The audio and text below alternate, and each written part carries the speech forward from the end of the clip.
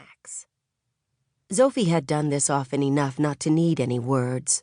She held all the potential of the arts in her mind and channeled it into one purpose, one command.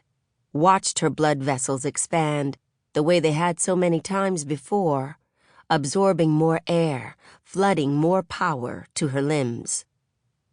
She opened her eyes. The world looked different. Sand hovered around her ankles. Mother's and the Talon's voices, still audible on the far side of the tent, sounded impossibly slow, as though they spoke through mouthfuls of molasses. A fly hung suspended at her elbow, wings moving a fraction of their normal speed. Of course, it only looked that way to Zofi, because in reality, the world hadn't slowed. She'd gotten faster. Zofi sprinted toward the dunes, feet barely grazing the sand. In seconds, she crossed 100 yards of desert to reach the base of the first dune. She leaped onto it, hands and feet darting from one handhold to another while the sand melted away beneath her. Halfway up, she checked over her shoulder for signs of pursuit. 3 moons illuminated the landscape. Knox and Essex, the first 2 moons, hung overhead. 6 dangled at the horizon like a globe fruit. Glacier, the little oasis town they'd camped outside of, loomed in the background, a perfect circle of palm trees and thatch-roofed buildings. And in front of the town was the travelers' camp, several dozen tents around twin bonfires. A few members of her band still huddled beside the glowing coals, even though dinner ended hours ago. Up late, swapping stories, a favorite traveler pastime. For a moment, Zofi's heart ached.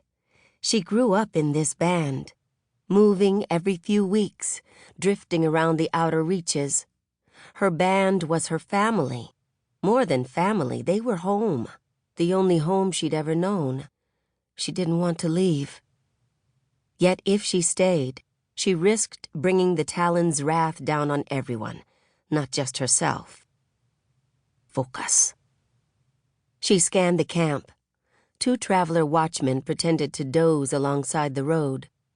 Another was positioned to watch the oasis itself, because even here, in a town that told Mother they didn't mind travelers, they still needed to be careful.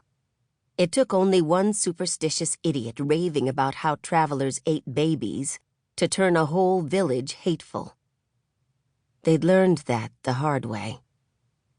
Next to the roadside watchman, the Talon's wagon was parked. 2 draft horses were yoked to the wagon, with 3 more grazing around its wheels. But only one Talon sprawled on top of it, smoking. Where were the others? Her veins itched. She only had a minute or 2 before this tithe wore off. Mother will handle the Talons. Zofi's job now was to get as far from camp as possible. She spun around to continue climbing. How did they find her? More important, if they'd come for her, what happened to Alex? He'd never give her up, not willingly. They'd have to torture a confession from him. Stop thinking. Emotions would slow her down. 10 feet to the peak of the dune. Her fingertips tingled. The tithe was fading. The arts could make a person stronger, faster, immune to harm, but only for a time.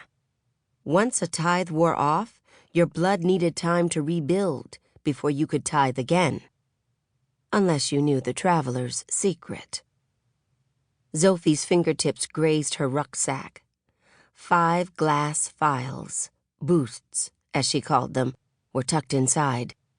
If necessary, she could keep this sprint going, though she'd rather not if she could help it. Sans knew she might need those boosts later. As she hauled herself onto the peak of the dune, the last of the tithe trickled out of her veins.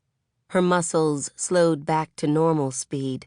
It left her limbs shaky, her body sore. That's when a rope snagged her waist. "You travelers," a man said, "so predictable." Zofi flung her arms wide to stop the rope.